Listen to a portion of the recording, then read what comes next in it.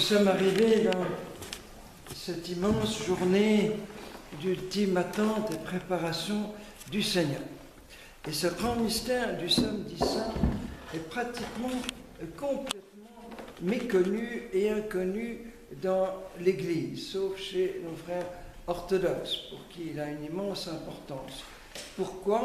Parce que, d'abord, pendant plusieurs siècles, du moins les catholiques étaient tellement pressés de fêter la résurrection, de fêter Pâques, qu'on avait avancé jusqu'au samedi matin la célébration de Pâques. Si bien que dès le samedi matin, c'était déjà Pâques. Voilà, on fêtait la résurrection de Jésus. Et c'est le grand pape Pie XII, en 1950, qui a voulu rétablir toute l'ancienne liturgie des premiers siècles, des premiers chrétiens, dans la nuit. Donc il a remis la célébration de Pâques, comme il se doit, dans la sainte nuit de Pâques. Donc seulement à partir de l'apparition de la première étoile le soir. Et donc, du fait même, il restituait ce jour du samedi au grand mystère qui se passe aujourd'hui, et d'une telle actualité, comme vous allez le voir. Mais même aujourd'hui, où on a rétabli la journée complète d'attente, d'ultime préparation, en fait, ça disparaît parce que ce soit dans les paroisses ou même dans les monastères, tout le monde est tellement occupé par les préparatifs de Pâques, les préparatifs des baptêmes, etc. C'est un énorme travail qu'on a quelquefois pas pu faire les jours précédents, et donc toute la journée du samedi se passe en préparation matérielle, le repas pascal, etc. Voilà. C'est bien que vous avez ici à JL peut-être l'unique fois de toute votre vie où vous allez pouvoir vivre un samedi saint normal, comme on devrait le vivre partout. Voilà. Et je dis même ceux qui seraient appelés à une vie consacrée, religieuse ou même sacerdoce, je dis, vous allez presque toujours être débordés de travail. Voilà. Et grâce à Dieu, grâce à nos chers petits aînés, eh bien, au moins les premières années, plus les secondes années, donc c'est vraiment une seule fois, les premières années, vous avez cette immense joie. Alors l'enseignement que je vais donner, vous n'allez jamais l'entendre, jamais l'entendre. Il n'y a jamais de prédication sur le mystère du samedi saint, parce qu'une fois que le samedi saint est passé, il faut attendre l'année suivante, on est aussi débordé, etc. Et il y a très peu de livres ou d'articles sur cet immense mystère. Depuis 20 ans, je prépare un livre là-dessus, en chantier depuis 20 ans. Je ne sais pas quand il sera fini, parce que je l'améliore d'année en année. Voilà. Alors, nous allons commencer par un petit flashback. Voilà, nous allons voir, je crois, 12 étoiles, comme j'aime le faire, 12 petits dimensions de ce jour. Voilà. Et le premier, c'est un tout petit flashback sur hier soir, sur ce qui s'est passé le vendredi. Nous avons vu hier que Jésus librement choisit le moment de sa mort. C'est lui qui incline la tête pour réaliser ce qu'il avait dit. Personne ne m'arrache la vie. Personne. Je la donne de moi-même. Donc c'est comme une ultime décision de sa volonté. Voilà. Une mort dans le maximum d'amour possible. Et juste à ce moment-là, un grand symbole, c'est que le voile du temple se déchire. Au moment où il traverse le voile qui sépare la vie sur terre de la vie du ciel, le voile qui fermait le Saint des Saints dans le temple de Jérusalem se déchire pour montrer qu'il nous ouvre le paradis, il nous ouvre le ciel, il nous ouvre l'accès au royaume. Voilà. Et que tous les peuples vont pouvoir entrer dans le Saint des Saints du ciel, et pas seulement le grand prêtre une fois par an. Donc c'est un symbole très saisissant. Voilà. Et puis, il y a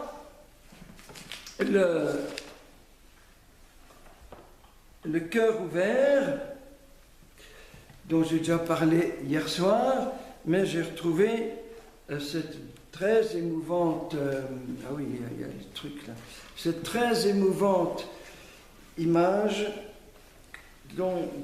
photo que j'ai prise à Auschwitz, dans la cellule où on mourait asphyxié. Vous savez qu'il y avait différentes cellules suivant les tortures. Celle du père Maximilien Kolbe, c'était la cellule de la faim. Il est mort de faim, comme vous savez. Et les geôliers, quand ils rentraient, lui disaient « Ne nous regarde pas, ne nous regarde pas !»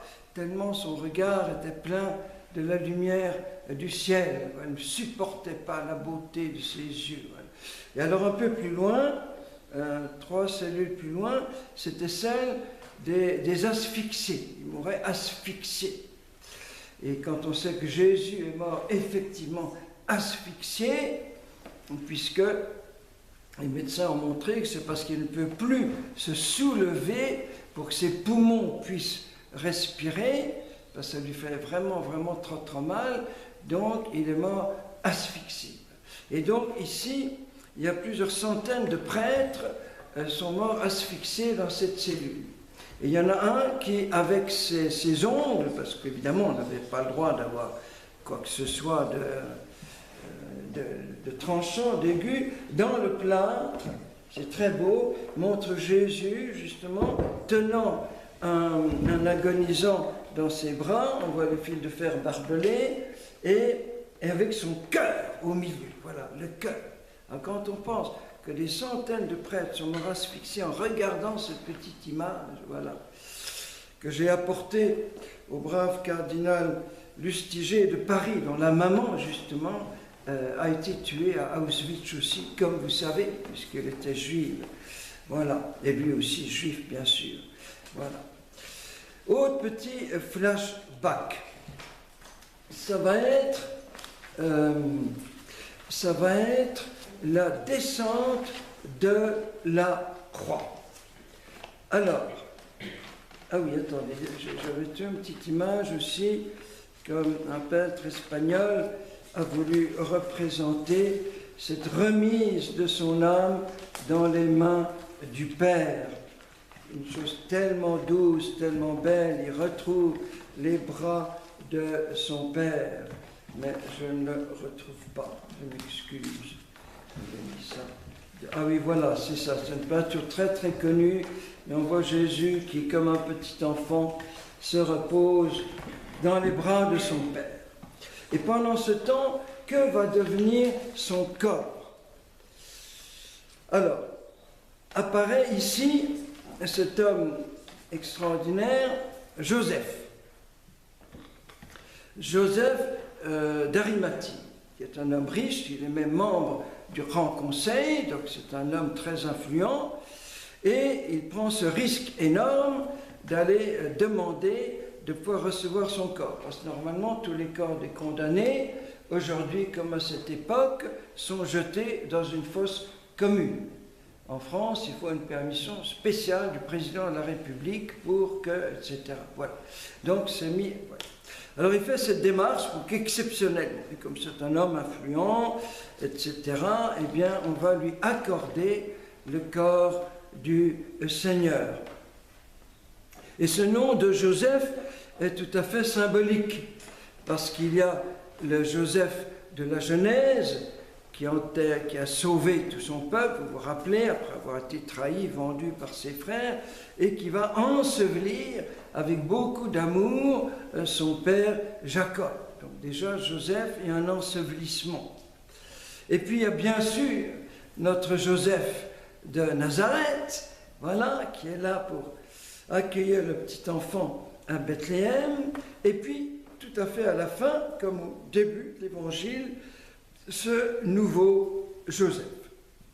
Et il a même le courage de braver l'interdit juif de l'impureté, parce qu'on n'a pas le droit de toucher un corps, un cadavre, sinon on est considéré comme impur.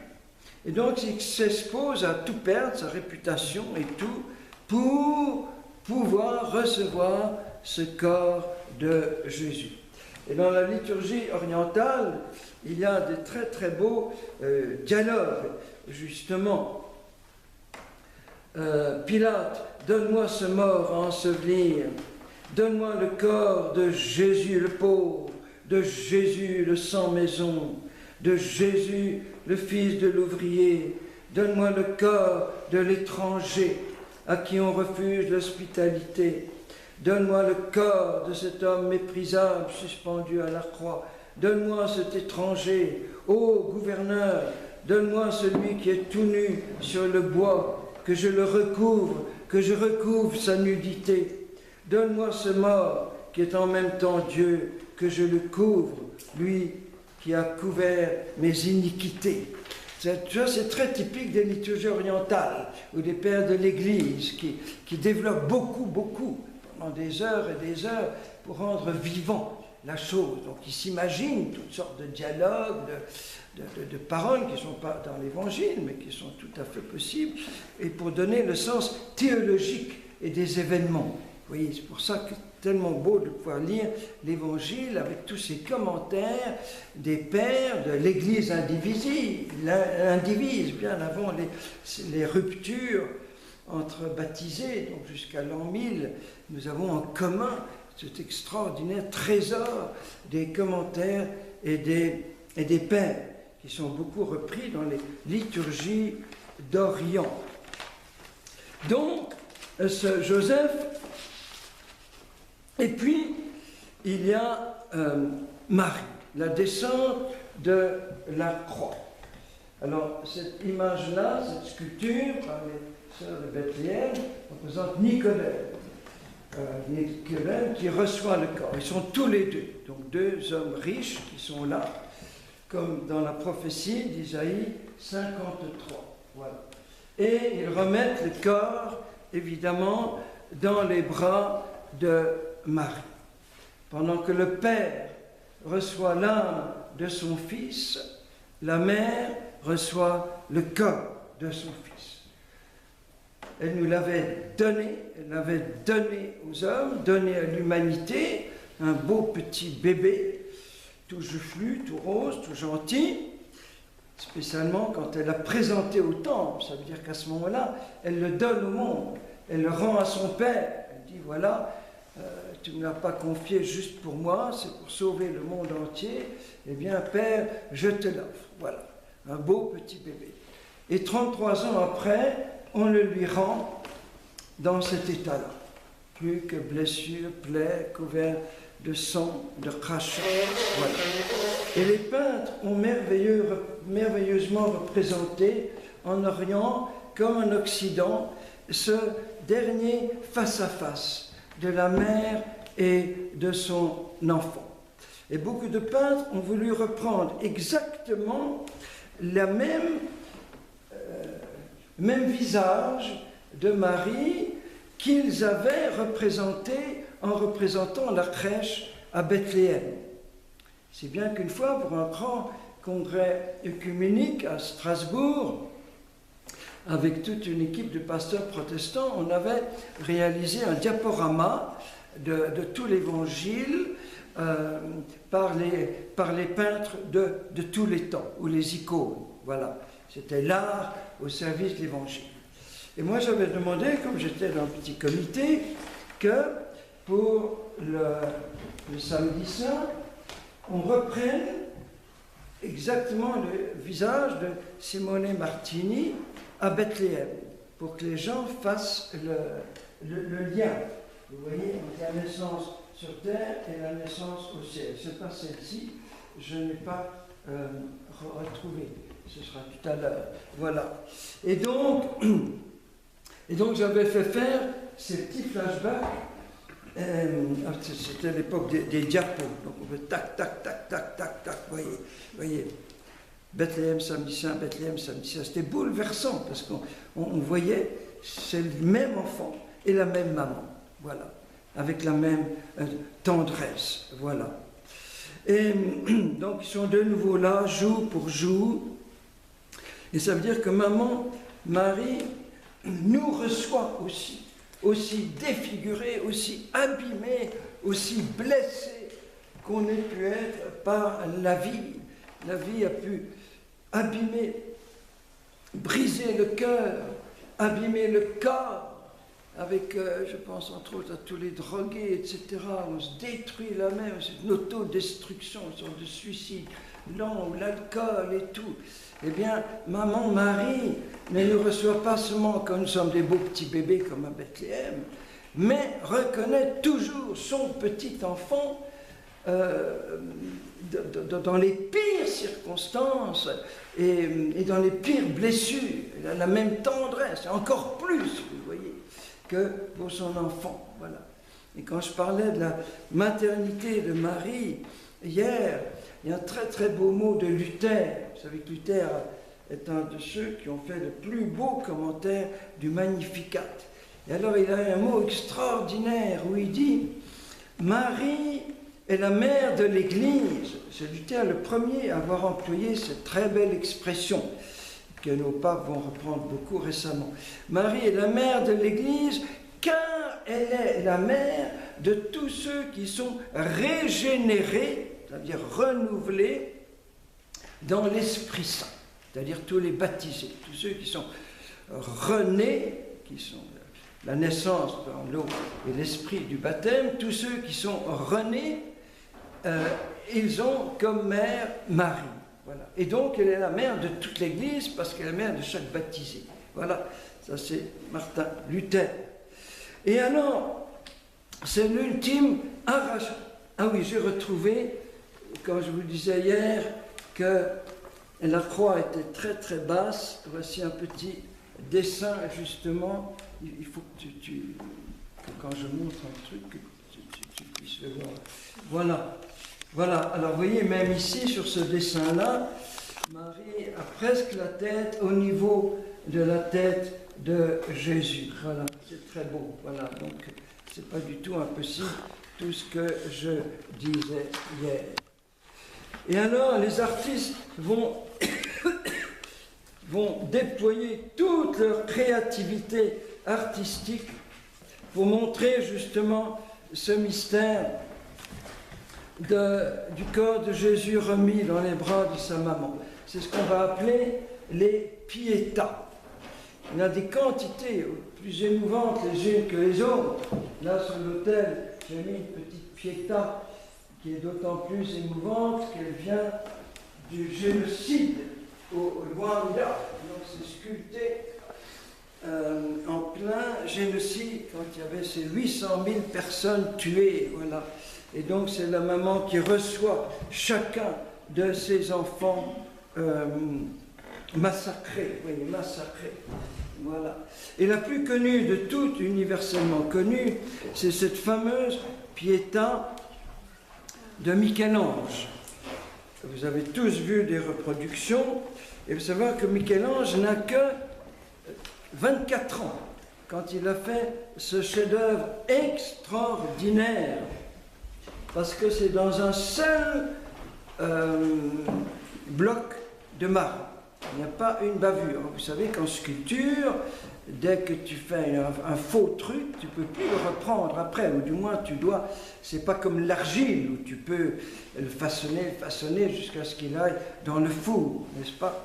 Et donc, si tu fais une erreur, par exemple, je connais un joaillier, un bijoutier, et alors il sculptait, je crois, dans du cristal, et puis il a fait un faux mouvement, et donc ça a fait une ligne qui est très laide, mais du coup, il a changé cette ligne en une rose. Il a fait une tige de rose, donc ça prenait un sens, voilà.